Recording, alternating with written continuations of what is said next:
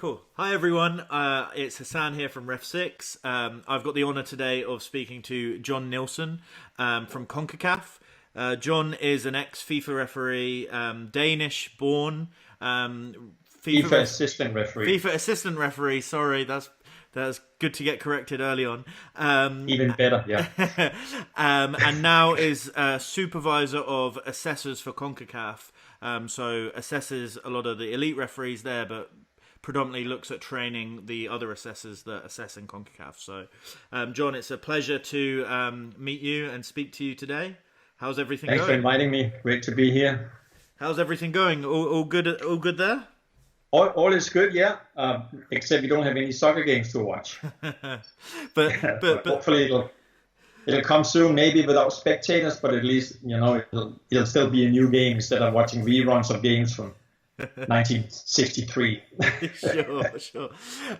So John, super interested to talk to you today about kind of your career and how and kind of how it's progressed into assessing. But can we take it back? Like, how did you start? How did you fall in love with football, and then like why did you become a referee? Good question. How much time do we have? Not too much. My dad was a soccer nut. He just loved the game. So me and my brother, from little boys, we played all day. Mm-hmm. And we would stay up late when we were supposed to watch the games that was going on all over Europe. And so I played soccer at a high level in Denmark as a youth, mm-hmm. and became Danish champions when we were U14, U13, something like that. And my brother played on the Danish Olympic national team. And but I left Denmark as I was in my early 20s, mm-hmm. and had already stopped my soccer career a little bit before that, but I still loved the game. It was like a passion of mine, and went traveling for some time and met a beautiful Canadian woman who brought me to Canada. But during that time, I was working in Iran for a while, and I had opportunities to get involved with the game again. And the Iranian people, they love soccer. They're fanatics, just like a lot of other countries are.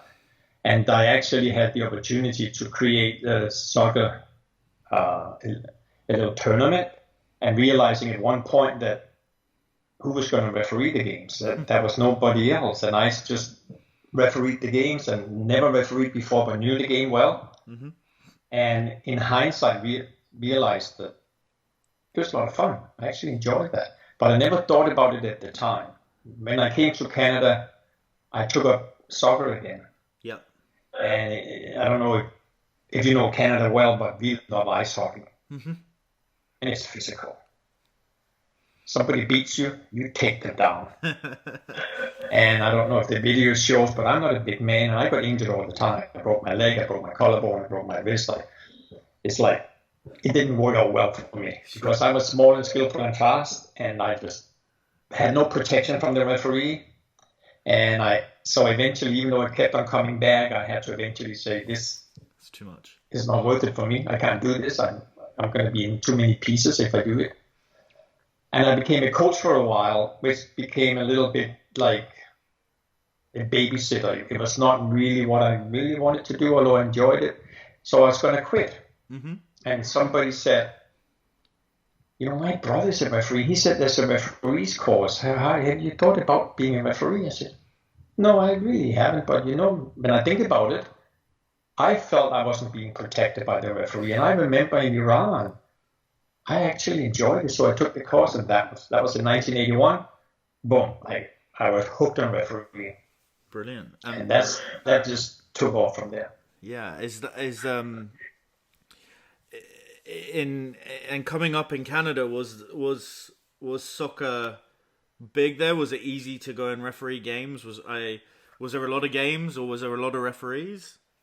I think I was a little bit lucky in the sense that there was a lot of British people here in British Columbia. Sure. And there was a lot of actually people from Germany and Italy, and so we had a lot of local teams that were playing from their country. We had a little mini Nations Cup, we called it. This was like a World Cup where people were playing from their country, and we had probably 20 different countries. So there were opportunities, but it was difficult. I could never find a game on TV. Mm-hmm. Even the World Cup wasn't really being shown on TV in the early days. It was very, very difficult. It was all hockey, basketball, baseball. Sure. Those were the big sports, and it was not easy to even find the game. Now that did change as time went by, Mm-hmm. and soccer now is very, very popular. It's played by more people in Canada than plays hockey now. Oh wow! So that's a big step. And they're going to be joint hosts for the World Cup in 2026. Is that correct? That's correct. Yeah. With Mexico and US, yeah.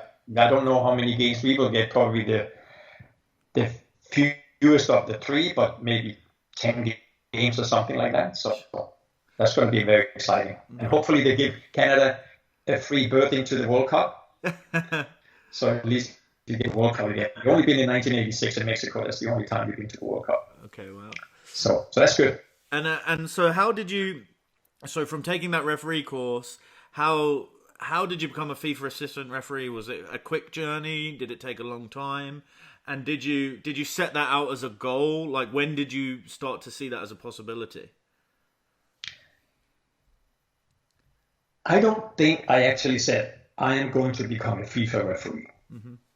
I don't think I said that. I just kind of said, oh, okay, I'm going to go out tomorrow. I got a game at 2 o'clock. It's going to be great. And I loved it. Yeah. And I just went out there. I became involved in the association in British Columbia, in Vancouver, and I became the secretary of the association. And so I became involved in that sense. I started to meet the FIFA referees.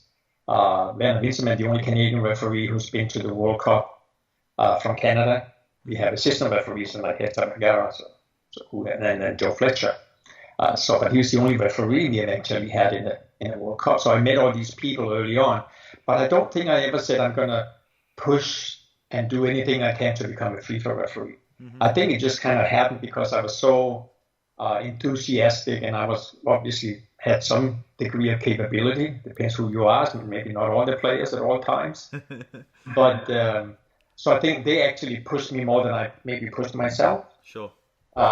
And I kind of, in a way, got caught in the timing where when they made the FIFA assistant referee orange badge, when that came out in the early 90s, that was kind of seen in the countries as you become a national referee, then you become a FIFA assistant referee, and then you become a referee, FIFA referee.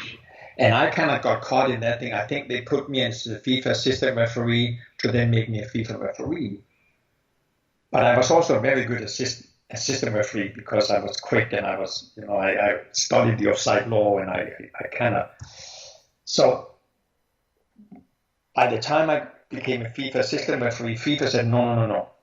If you cannot just go straight from an assistant referee to a FIFA referee, you have to then give up your badge, wait a year, and then you can apply to become a FIFA referee. So when I was approached about doing that, I kind of went, I don't think I was happy being an assistant referee. I think I really wanted to probably be a FIFA referee, but I was not unhappy being an assistant referee. And I just felt, you made me a FIFA.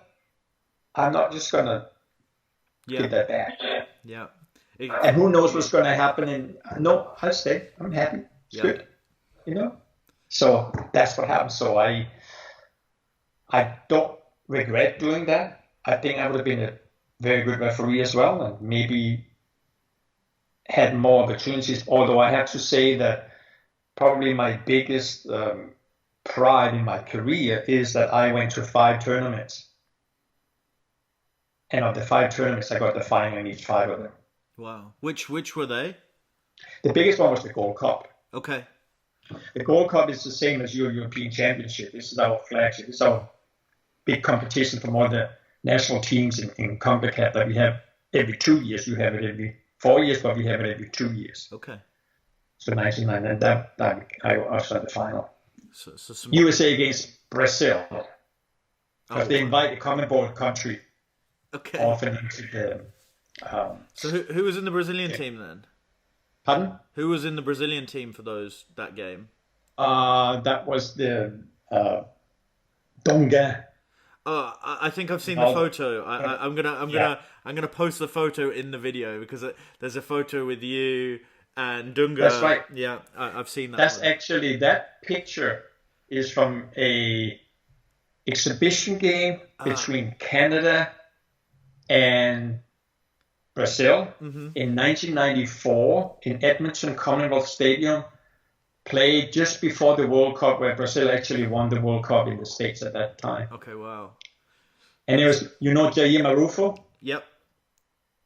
the referee in that game is his dad, Oh wow. Okay, that's amazing. Tony Marufo. Yeah. Yeah, that's great. And So so you were an assistant referee at a time when the at least for the some of the later tournaments, the referee teams were still mixed, right? Is that something that that's correct. you did Yes, there that's as well? correct. How Yeah, was that? totally. How was that? Because obviously you're working potentially with people. Did everyone speak English or No, no? Okay, but we all spoke soccer. okay. So You know, I actually think my personal opinion is that they should still do this, hmm even at the FIFA World Cup level, because I have seen referee teams that have been sent home because the assistant referee, for example, made a mistake. yeah, Or I have seen where the referee made a mistake and the assistant referee were very good, yeah, and they sent them home. I believe that the competency that we have at the moment and the language that everybody's now really speaking English with the communication system that we have, I think that the finals would be given to the best referee, the best two assistant referees, and the best fourth official, okay. the next best referee. I think that the argument against that possibly would be that if you're working as a team, you get to know each other as a team, and you're a little bit more well oiled. But you're right. It should if one makes a mistake, it shouldn't penalise the other. I guess. Yeah, yeah. And obviously And this is just my personal opinion. sure. I mean, it happened at the Women's World Cup last year. There was mixed teams, right? Yeah, yeah. But they normally stayed together the whole way through. But there was That's true. I yeah. mean, Concacaf sends a team that has, Jamaican and Canadian on the same team, and they stay together as a team. Yeah. So, But we should be at this level. We should be working as a team, and we should be able to make the right decisions as a referee with help from the assistant referee. If you get the correct help, yeah, the best help you can get in that particular instance, the incident that just happened, you need everybody focused and you need the right information. And if it's somebody who you will normally who is not as good as somebody else, then I think that somebody else would be a better yeah. at that point. I couldn't agree more on that. So going back to your career, so I assume the Gold Cup final with Brazil USA is the highlight. I guess what happened or when did you? Mexico, sorry, it was Mexico in USA. Oh, sorry, Mexico, Brazil, and In, USA. I think I may have said USA. It was Mexico against Brazil in the LA Coliseum. 97,000 people, I think. Wow. Which at that time was amazing because we were not used to the big numbers in soccer Sure. in those days in the States, certainly not in Canada. So what happened? How as your career went on? When did it finish? And like, was it quick your transition into observing, or what happened at the end of your career? Actually, this was towards the end of my career. My last tournament was the Pan America Games that actually happened in Canada, in Winnipeg. And then in 1999, I came off the list because of my age, and that was just mandatory. Sure.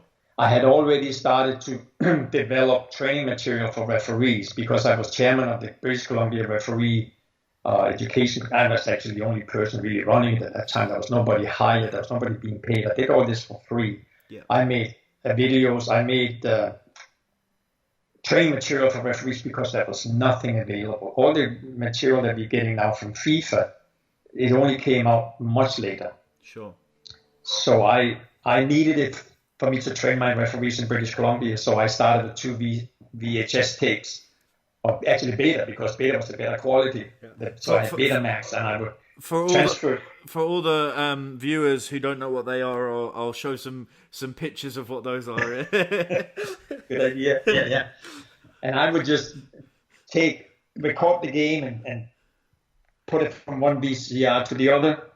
And the quality was terrible, because at that time the video signal from the TV wasn't the greatest. Yeah. And so that wasn't the best. And then I found out that you can get a scan converter, so you can actually put text onto the video, on a video VCR.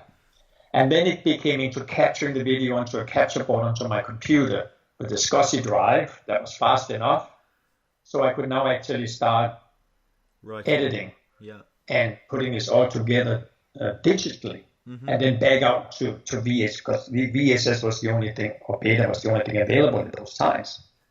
And further on, I actually had to learn how to author DVD and make it into with the menu and quizzes and offside clips and all these things I developed for not only for BC but also for Canada. And one time, for example, I developed a little exercise, because they said, it seems to us that sometimes when we give an exam to see if you are supposed to become a national referee, that there are people with language problems that are really affected by this. It takes them too long to read the question. They can't really write the answers. And we think some of them are actually good practical referees. So I made a video test. So instead of them having a written test, it became a video test where they would just answer what they saw on the screen. Yeah. So this is in the early days. I did all these kind of things. So I was actually more an instructor at that time. But of course, when you look for the clips, you study the referee all the time. I did nothing but study referees all the time. I just used it as an instructor. Sure. And I left the Assessor program to the side for other people to kind of run. But I guess I didn't really have the time. And I loved the instructing part of it. But as soon as I flipped over and started assessing, then I actually enjoyed that more than instructing, because I really now felt that the difference in the impact that you can have. Sure. And what was it? Just a opportune moment that someone said, "Hey, we need an assessor for this game," or was it like a career choice to make that switch? No, I was still instructing, but it was like they did not have enough assessors in British Columbia, in Vancouver area. So locally, I just started going out to assess these young up-and-coming referees, and I absolutely enjoyed it. And then from there, it took off, and I switched more towards the assessor side and became a provincial referee, and then I became a national provincial assessor, and then a national assessor. Brilliant. So everyone who's listening, in most cases, are going to be referees, and the one question that they're going to want to know is, like, what are you looking for when you're watching them referee, and specifically at like the different levels, because you can't judge a referee. Well, can you? I guess is the question. Can you judge a referee the same as a grassroots referee, as a FIFA referee? Well, I think that maybe the interesting answer is that I look for the same things. Okay. And that is, what can I tell this referee that he's going to be able to take into his next game and make better? Okay. And it doesn't matter he's a FIFA referee who has problem with his anticipation and positioning and therefore made some wrong calls or missed some calls, and he needs to adjust those reading the game. That could be the same for a younger referee, but for the younger new referee, there may be foul recognition that he needs to work on. Sure. But what is it that I can talk to him about that he needs to understand and implement to make him a better referee, so he can actually remember it, try it, and feel it, and work it. And you never know what it's going to be. Because when I think I've seen it after 10 minutes, something happens that's more important. Sure. 23 minutes later. So the key becomes not to overlook this referee, the high-level FIFA referee, or the new 16-year-old female referee refereeing a boys' game. Yeah. Doesn't really matter. What is it that they need at this moment to make them, and not only a better referee, but also more comfortable with their refereeing abilities even when they make mistakes? Because the biggest problem that we have is we lose referees because they're getting abused by players and coaches and spectators, and they need to somehow know that it's okay to make mistakes and that they have to keep on trying, because they will get better and they will be able to understand that they are right. Yep. And the other people are often wrong. Because if they don't have an assessor, they start doubting themselves because nobody tells them that they are right. Mm-hmm. They always tell them that they're wrong, and one team says they're wrong, and the next time the other team says they're wrong. I mean, they do the opposite, they're wrong.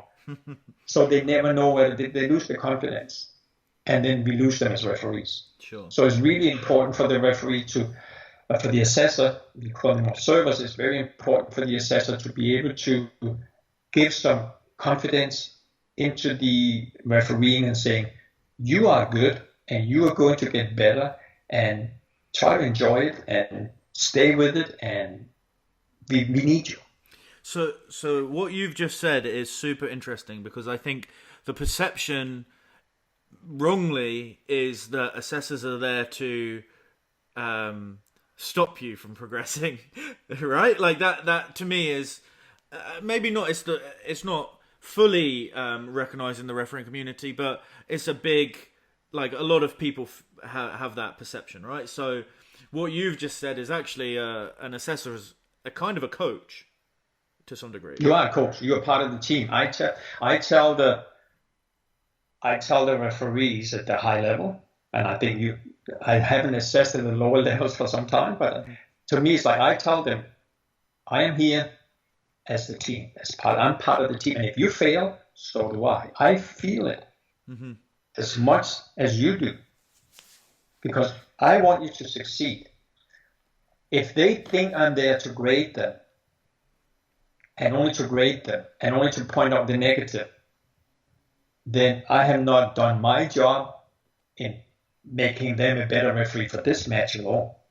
Certainly not for the next match. Sure. The grading is important because as a supervisor of assessor of Concacaf, I'm pushing very hard that we get uniformity in the grading. Mm-hmm. Because if we have uniformity in the grading, if the grading is done correct, then you can use the grading to see who are the better referees. If not, the grading means nothing. Mm-hmm. But some of the exercises I do when I train assessors is to say to them, here's a clip. Tell me if you're going to change the score just from this clip alone. And most of the times when I look at the answers from the assessors, and these are high-level assessors, if they are wrong, it's 99% of the times because they mark them referee down. Okay. It's never, hardly ever that they mark them up all the time when they shouldn't mark them up. That's not what happens. They always mark them down when they shouldn't. Okay. So in terms of that strive for uniformity, I guess I think that's the question that players and coaches have about referees, about consistency, but actually referees want to see that with observers and assessors, right? Is a form of consistency with the marking. Is that possible, or is that just how does any organization ensure or enable their observers to be singing off the same page in terms of marks? Because it must be we all watch football and see it differently, right? Yes, it is very difficult. What I try to point out to the assessors is in the assessment form that we use, we have a grading where we go excellent, very good, good, satisfactory, below expectation, unacceptable. Mm-hmm. So the first thing I'm pushing the assessors to get is that they all fall in that same bracket. The bracket has, let's say, for example, good. It has 8.3 and 8.4. So if you give an 8.3 and 8.4, if all the assessors, when they watched that game, gave an 8.3 or 8.4 in this particular game, then I'm happy. Sure. We're close enough. What I see is we go from 7.4 or 7.7 to 8.6, 8.7 on the same match. Yeah. If we have them all watch the same match and give a score. That's the problem. So that's where we really have to train assessors in what is it that make you change the score for a referee? Why is it that you always want to look at one thing that happened in the game and now you want to put them down in the scoring? And if the opposite happened, that they got it right, you're not gonna give it to them as a positive and raise their score, which is back up. So these are problems that we see. That I think if we get assessors to understand that part of it and looking more at the overall performance and giving a field, I call it the field score. Yeah. To give the field score for that official instead of just looking at the one or two mistakes they make and use that for the scoring. Mm-hmm. Then I think, and we are working hard on that in Concacaf to really get the assessors to understand and be consistent with their scoring. Because if it doesn't mean anything, if you don't get it right, then we shouldn't even have the score, and we don't need it. So we can't use it. Realistically, the score is used, like you said, to benchmark a group of referees, right? But individually, the most important thing is the feedback, right? It's all about, we are there to help the referee become better. That is our role, not to mark them. That's just a byproduct of being there. Mm-hmm. But our role has to be focused on what solutions can I give to this referee with those three incidents that happened where mistakes were made that is avoidable. Sure. And the best assessor can direct the referee and the referee's mind towards the answer instead of giving it to them. Okay. Yeah. So they use questions to get the referee to basically give their feedback themselves, right? We need the referee to think it up, to come up with solutions themselves, so they can come up with solutions themselves during the game. Sure. We need them to understand it and feel it and understand it, so they can then take it and use it. Okay. So when you're giving a debrief to a referee, what have you got like hard and fast rules about what you think is best practice? Is it like, do you have like a time? Would you ever spend more than a certain amount of time or less than a certain amount of time with someone? Are you giving them like just one or two pointers? Are you giving them good, bad, good? Like how do you deliver the feedback? Well, it all depends because we have single games and we have tournaments. Sure. And for single games, we like to say that the debrief should happen 15 or 20 minutes. Debrief should happen as soon as possible. If it can happen in the dressing room because you're waiting there and the game has just ended, that's fine. But if you have to wait till you get back to the hotel, sometimes in Concacaf we have big travel issues because we have long distances and we have different connections. Like it's very often that the games are late. Mm-hmm. You get back to the hotel at 10 o'clock, 11 o'clock. Some of the referees, or sometimes myself, are leaving at 4 o'clock in the morning. Yep. 5 o'clock in the morning. So there's very little time. So you have to squeeze it in there, and the debrief becomes shorter. Mm-hmm. But what you do is, because at this point you haven't watched the game, the footage of the game. So now you have to, in your debrief, say, well, let's clarify. Let's wait until we have the video, and we can now see if this was the correct call, if it was a problem, that we can have a look. And so now I go back with the email. Yep. And sending clips back and forth with the officials to make sure that we cover all the bases. Mm-hmm. If you are at a tournament, then you have much more time because you're spending 2-3 weeks together. Sure. And I can talk about it for hours. So if the referees want, and they come to me and say, please talk to me more, I will do that. Yeah. But it has to come from them. If it doesn't come from them, then I spend that half an hour, 40 minutes, and I show them all because at this point in the tournament, I have all the clips. I cut all the clips already. So I sit there with them and just, show them the clips and talk about it and talk about what they see and what they were thinking and how they could improve it, what options that they have on those plays. And so at that time it is longer, but I let them decide. So I'm going to speak hypothetically here, but I assume at occasions, well, for referees, they might not agree occasionally with something that they get fed back in a debrief. That's correct. What's the best way of handling that from both a refereeing side and an observer side? Like, is it healthy that a referee challenges the observer? Yes, of course. Because the observer is not up here and the referee down here. You are a team. So for a team to work, you have to have dialogue. You have to have respect and you have to have dialogue. So you want the referee to challenge what you say because you want to know what they're thinking. If you put them in a position where they don't want to challenge you because they're afraid of you or they think you're better than them or whatever the reason is, then you're not reaching them, then you're not making them better. Okay. You're shutting part of that process down. So it's really, really important to have them. This is why in our assessor manual, one of the things that we say to our assessors, who talk the most at the debrief? You or the referee? It should be the referee.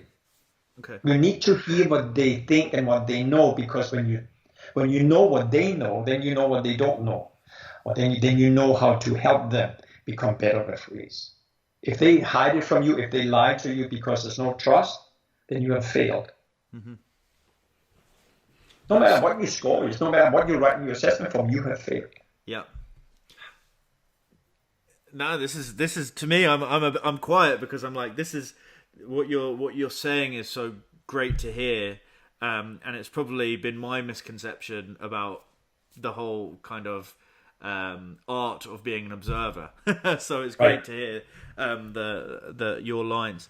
I got some smaller random questions, I guess. Just out of interest, I guess. Being an observer, you have to, in most cases, you have to be an observer. You can only observe at a certain level if you've refereed at that level. In most cases, is that correct? It depends how analytical you are. One of the things that observers has to be able to do is to feel the game. We ask our referees to feel the game. So if you have something, you say the same thing to every referee all the time, then you're not doing your job right, because this game may need you to do that, but the next game may need you to do something different in the same situation. So it's really important that you have that flexibility and understanding that what is it that this game needs at this time. But it's the referee. So if the referee does something you didn't like, but if it works, then it's okay. Then you have to give them. Then you can talk about that. But that's okay because it worked for them. They may have taught you something. Yeah. Because everyone has there's different personalities on the pitch, right? Exactly. And you do not want to make them the same. The cookie cutter. It's very, very important that you look at that referee and his performance and what did he do and did that work for him? Yeah. And how can I improve on it?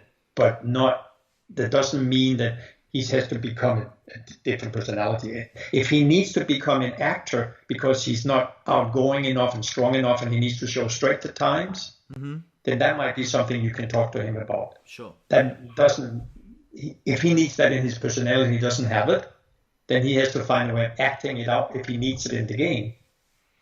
So, there's many, many aspects of it. It's amazing. I think the most interesting part that I have realized over the last couple of years is when I get a new referee or assistant referee who just comes off the list. They have a high level, very, very effective referees or assistant referees, and they come into the assessment observer category portion. They have now had every game they've done the last 10 years, they had an assessor.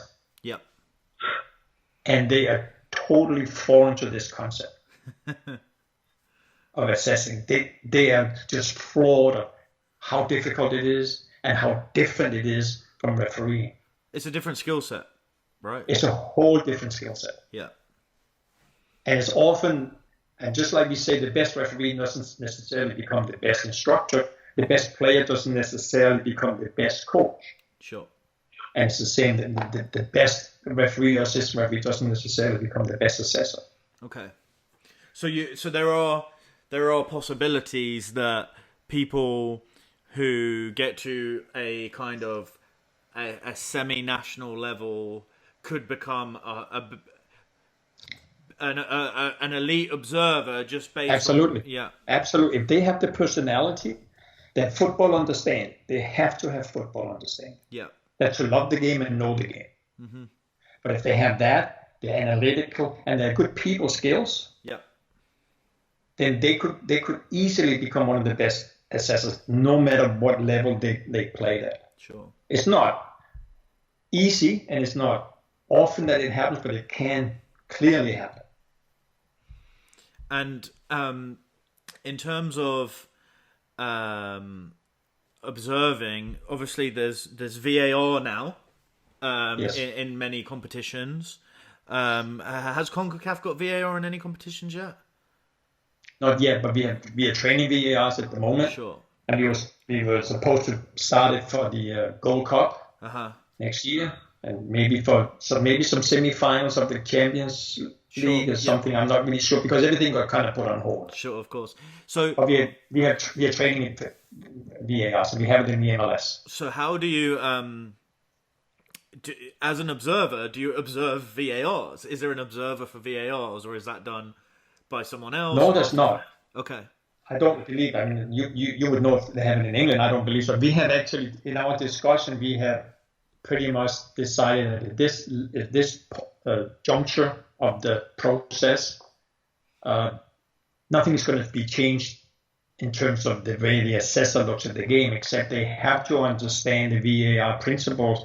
And for example, understanding the delayed flag by the assistant referee is caused because of VAR. They have to understand that, but they're not actually doing anything more than that. Mm-hmm. They're still just assessing the game as though if that's VARs or not. Sure. I guess how do VARs get feedback on their performance is probably the question. And there will be a VAR trainer. Okay. And I guess you can call them VAR assessor observer. Yeah. But like you said, it should be the same role as a coach. Yeah. Okay. Interesting. Yeah, they will be looking at different things during the game than the assessor will. Okay, brilliant. So I like to end my interviews with like, what three pieces of advice would you give to young aspiring referees? And I'd like to ask that same question, but also maybe also talk about what advice you'd give to observers who are new observers who maybe aspire to be at the top, if you may. I think for the young referees, you have to know the game. It helps if you love the game. I can't say you must love the game, but if you want to go far, you have to love the game. You have to know the game. So what I mean by that is you have to be open and watch everybody else and see how they referee. So you do that in your local park with the people that are refereeing the games that you're refereeing, and see what you can take from what they do, because everybody's different. And you need to watch games on TV, even the high-level games, because that's how you get to know the modern game. The modern game of soccer is really, really important. So number one is you be open to any kind of opportunity to do something different if what you're doing doesn't work, and you get that by seeing how other people are doing it. So that would be one good advice. The second advice is, if you want to go somewhere, then your passport to your traveling is your fitness. Mm-hmm. And not only that, your fitness enables you to be in a position to see or control parts of the game. Yeah. So therefore, you need to stay fit. You need to come up with a fitness program that works for you continuously. Even though you're young right now and fit, you have to stay a little bit older and fit, and maybe even fitter, and if you have to have a special trainer, if you have to have somebody who understands if you have a little injury or weakness, how you prevent that weakness from stopping you traveling. Because if you want to go to the top, but even if not, you need to get from point A to point B at the right time at the right speed. So fitness is really, really important. I think the last thing that would be a good advice is when you have to make big decisions, take your time. Because it's the big decisions that get you in trouble. And we like to say, always go down. If it's orange, go yellow. Mm-hmm. If it's on the edge of the penalty area, it's very, very close, stay out. Yep. But I'm just saying, take your time. Make the decision that's right at this time for the game. Don't be afraid of being a practical referee without breaking the law. Mm-hmm. Because we have to make sure that the referee does not isolate themselves from the game, that we still can be seen as somebody who understands the game and wants the game to go in a certain direction, because the spirit of the game is that, and that's what the players and the coaches and the fans and the commentators and everybody else wants from the game. And we can't be separated from that and just use the law book. So take your time and come up with the right decision, and don't be afraid of making it because it makes sense. Mm-hmm. Hopefully that will help. No, that's great. And for the observer, sorry. Yeah, no, for the observers, exactly. And for the assessors, I would say that the first thing is be humble. Uh-huh. And just what I said about the referee, know the game. Mm-hmm. And feel this game. I see so many observers who are chit-chatting away with people and they're not really watching the game. I would say if you want to do a good job, you have to be concentrating on this game and this refereeing crew right now. To do them justice, you have to see what happens. And you can only do that by feeling the game and watching the game. So you need to put yourself in the referee's shoes doing this game, and the assistant referees and the fourth official, and not be apart from it, just like the referee shouldn't be apart from the game. I think that's really, really important, because now you have this guy right now, this lady right now, and this is what you focus on, and this is where you need to give solutions. Mm-hmm. So that would be definitely number one. Number two is you may have to approach the debrief, because the debrief is all you have with these, especially the young ones. You have to approach the debrief depending on your interpersonal skills and what is the personality of that referee. So your debrief has to be geared towards reaching the referee.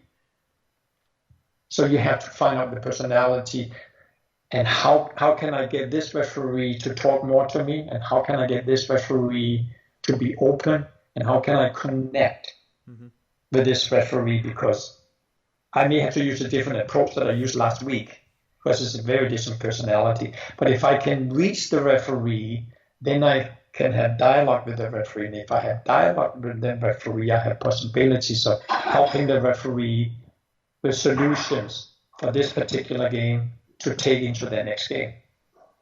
So I think that's really critical. For the higher level assessors, and maybe for the lower level games as well, don't knock the referees down on it. Don't just look at negatives. Mm-hmm. Look at all the whole game as a whole, and come up with a written text and a score that is consistently fair, no matter what the game was, who the referee was, so that you can start becoming credible. Mm-hmm. It's difficult, but I think it's important, because we need, if unless we take the scoring out of all assessments, then we need the score to mean something. Sure. And it can only mean something if everybody gets on that path. Yeah. So. No, that's excellent. It's absolutely fascinating to get into a whole different side of the refereeing community and understand the assessor side. And I probably could, we have done in the past, but we could spend hours talking about it. But I think I think that was a great chat. And hopefully some referees see a different side to assessors and maybe take some of your Right. advice on board when they're speaking to assessors, and hopefully any assessors who are listening maybe could take some of your advice too. But it's definitely fascinating, and really appreciate your time and giving it up to speak to me and share the message with the community. So thank you. It's a lot of fun. Thank you, Hassan. I appreciate all that you do for the game and for the referees as well. So I look forward to seeing you in person when all this COVID-19 has kind of disappeared somehow, and we can sit down and have a chat together. Perfect, and hopefully a beer. Yeah. Cool. Okay. Cheers, John. Cool. Cool. Thank you. That's